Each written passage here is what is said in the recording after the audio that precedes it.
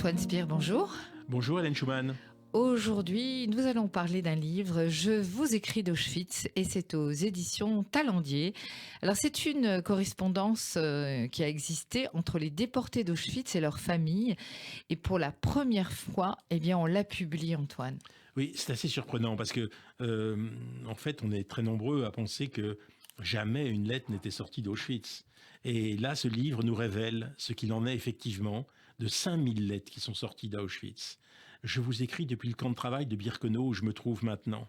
Je suis en bonne santé, je travaille et j'attends de vos nouvelles. Voilà, ces lignes sont signées Isaac Goldstein et ont été rédigées en allemand, datées du 15 juillet 1943. Elles sont adressées à monsieur Marcel Durand à Toulouse, un ami de sa famille, qui les a transmises à la femme de Goldstein. La carte postale qui porte l'adresse du camp, qualifiée de camp de travail, a été enregistrée le 2 novembre 1943 par les bureaux parisiens de l'UGIF, puis envoyée au destinataire avec la formalité pour les réponses. Par le fichier de l'UGIF, on sait que les réponses ont été expédiées via son truchement par la femme de Goldstein et on ignore s'il les a reçues. En fait, il n'a sûrement rien reçu. Il n'en a jamais parlé à son retour. Et rien dans les archives d'Auschwitz ne renvoie à ces correspondances. Un déporté qui écrit d'Auschwitz, je dirais que ça fait quand même quelque chose d'absolument sidérant. Cette lettre est l'un des 20 exemples étudiés par Karen Tayeb dans son recueil, qui lève le voile, je dirais, sur l'un des pans les plus méconnus et les plus singuliers de l'extermination, ce qu'on appelle la Brief Action, l'opération lettre, où un seul déporté en faisait jusqu'ici mention dans un ouvrage, et la seule référence écrite allemande de cette opération, c'est une demande de carburant pour un SS qui faisait la tournée des commandos autour d'Auschwitz afin de ramasser le courrier. Donc, si vous voulez, on n'avait vraiment aucune trace de ces courriers avant ce livre. Alors Antoine, Karen Tayeb présente ce volume qui est préfacé par Ivan Jablonka. Dites-nous qui ils sont.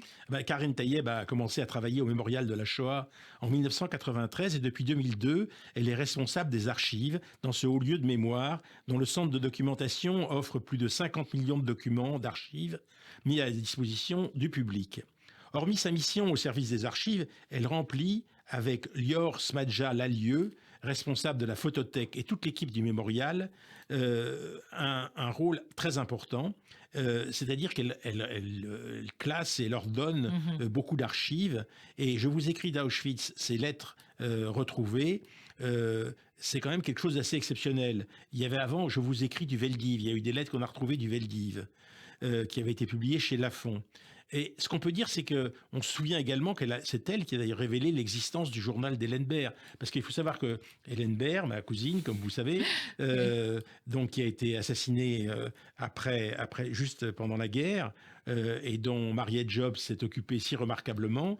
Le livre a été publié en 2008 chez Talendier, et en fait, le texte, sa nièce en disposait, mais c'est elle qui avait remis ce texte aux archives et qui avait remis ce texte à l'équipe du mémorial. L'équipe du mémorial, avec Karen, veille à faire en sorte que soient rassemblées les traces matérielles, les photos, les documents, les objets des victimes de la solution finale. Et en dehors du recueil des archives en provenance des familles, le mémorial se rend également à la rencontre du public, comme vous le savez, à travers des campagnes de collecte partout dans l'Hexagone, pour que les fonds remis fassent avancer la recherche, qui est évidemment infinie. Alors, quant à Jablonka, il est bien connu, c'est un professeur d'histoire contemporaine à Paris 13. C'est intéressant parce que ce petit-fils de juif communiste, mort à Auschwitz, a été aussi touché par cette histoire. Il est l'un des fondateurs de la revue en ligne La vie des idées, et il a publié une histoire des grands-parents que je n'ai pas eue pour honorer la mémoire de ses grands-parents communistes. C'était au Seuil. On peut dire que le récit du souvenir de ses vacances familiales qu'il a publié dans En Camping sont extrêmement intéressants parce qu'il veut toujours concilier les sciences sociales et la création littéraire, la biographie. Et il articule, je dirais, écrit du réel et texte de recherche. Au fond, c'est une littérature très contemporaine. Et puis, il y a eu Laetitia, dont vous avez peut-être entendu parler, La fin des hommes, en 2016, qui a eu le prix Médicis pour une enquête originale sur un fait divers, un féminicide dont fut victime une femme. Et en 2019, à la suite de ça, il a publié Des hommes justes, introduisant la notion de contre-masculinité, des hommes non machistes. Enfin, en 2021, il a publié Un garçon comme vous et moi. Je pense que je vous reparlerai d'Un garçon comme vous et moi, parce que c'est un beau livre que je viens de lire et que je trouve très intéressant. Alors Antoine, revenons au livre lui-même, Je vous écris d'Auschwitz. Donc 5000 courriers expédiés d'Auschwitz entre septembre 1942 et juillet 44 permettent de documenter ce que les nazis appelaient la Briefaktion, ce qui me paraît incroyable, parce que je sais qu'il y avait des lettres des camps de transit, Bonne-la-Rolande, Drancy, etc. Mais d'Auschwitz, enfin, c'est la première fois que j'en entends parler. Oui, alors cette opération Lettres, puisque c'est une opération qualifiée comme telle par les Allemands, cette opération Lettres imposée aux déportés semble avoir eu pour but de diffuser une bonne image des camps. Voilà. Et ici, on parle de camps de travail, alors que c'est des camps d'extermination. Rédigées en allemand, toutes ces lettres avec la mention « Je vais bien » n'informent évidemment pas sur le quotidien concentrationnaire, mais sur les visées nazies propagandistes, comme le craignait de nombreux juifs. C'est peut-être un moyen d'obtenir des adresses des gens à qui ces juifs vont écrire.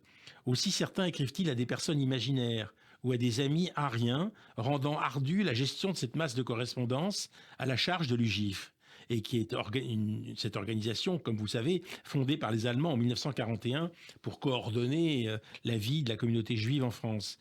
Et ces cartelettes vides sont l'ultime trace des victimes auxquelles de brèves biographies rédigées par l'autrice redonnent vie.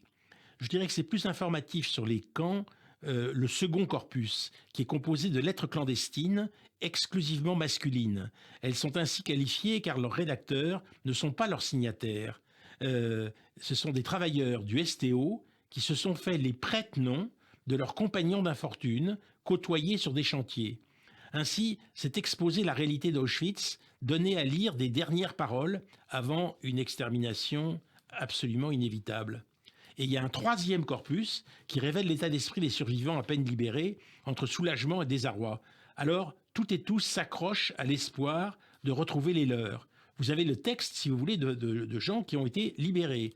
Yvonne Lévy, par exemple, croit avec raison au miracle pour eux. Il n'aura pas lieu pour Sally Salomon, par exemple, qui, face à l'horreur, a perdu la foi. Et en septembre 1945, épuisé par le typhus, il meurt. En Suisse, dans les bras de son épouse, sans avoir revu Liliane et Georges.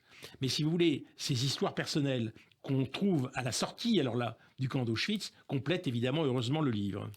Alors, ces lettres qui sont un peu réduites souvent à la plus simple expression, on n'en tire rien de très significatif concernant les biographies des déportés, sauf exception, non? C'est-à-dire que le travail de Karen Tayeb était fondamental, parce qu'elle s'est efforcée de redonner une identité aux déportés d'Auschwitz. Lucien Bloch, célibataire de 36 ans, né à Haguenau, reste très proche de ses parents évacués d'Alsace vers la Dordogne. Berthe Falk, originaire de Galatz en Roumanie, chimiste de profession, envoyée dans un commando disciplinaire pour avoir écrit un texte dans lequel elle évoque la défaite de l'Allemagne. Maigre consolation évidemment que ces bribes d'existence, mais ce travail d'histoire et de mémoire est absolument nécessaire, parce que grâce aux documents qu'il met en valeur, il permet d'aborder des zones encore méconnues de la Shoah, tout en rappelant le destin des personnes qui y ont été englouties. Et je voudrais citer la lettre d'un membre du Sonderkommando, datée du 6 novembre 1944, enterré à proximité du crématorium 2 de Birkenau, où elle sera retrouvée à la libération du camp. L'homme, un juif polonais, déporté de Drancy par le convoi 49 et qui signe Hermann, raconte son travail d'esclave dans les chambres à gaz avant d'adresser un suprême adieu à sa femme et à sa fille au lendemain de la révolte des Sonderkommando. Beaucoup plus explicite encore, ces courriers expédiés en France grâce à ce que je vous ai dit, les commandos STO qui sont entrés en contact avec les déportés, ou bien ces textes évidemment écrits après la libération du camp. Là, on a des textes beaucoup plus libres, d'autant plus poignants que, comme celui par exemple de Sally Salomon, je cite « Si tu pouvais venir jusqu'ici, ma chérie, je voudrais tant te revoir ».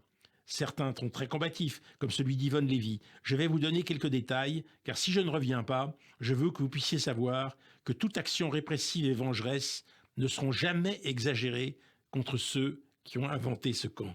Je vous parlerai aussi des sélections, des passages par le four crématoire. C'est un fait patent, sachez-le. Les disparitions massives jointes à un four brûlant nous ont obligés à nous rendre compte du pire. Voilà, je crois que c'est quand même un livre absolument sidérant. Alors évidemment, il faut revenir sur le pourquoi de cette brief-action. 5000 lettres, 2889 auteurs, 250 non distribués pour cause d'adresse illisible postées à l'UGIF. Ce n'est pas rien, Alors j'ai Antoine. évoqué l'idée tout à l'heure d'un piège, l'auteur en parle, d'un piège des Allemands pour obtenir, vous savez, les adresses d'autres juifs auxquels les déportés écrivaient. En fait, les déportés sont pas bêtes, hein, ils ont très bien compris que c'était le risque. Et parfois, lorsqu'ils écrivent à des amis non juifs plutôt qu'à leur famille directement, c'est ça que ça signifie. Et à cette hypothèse du piège, Taïeb préfère celle de la stratégie du calme. Il fallait rassurer la population avec ses courriers stéréotypés. L'opération a concerné la France, la Belgique, l'Allemagne, les Pays-Bas. Écrire était obligatoire pour les déportés, qui trouvèrent là un moyen d'affirmer qu'ils étaient en vie. S'ils n'en ont pas parlé par la suite, c'est qu'ils ont sans doute pris conscience que c'était évidemment une manipulation allemande.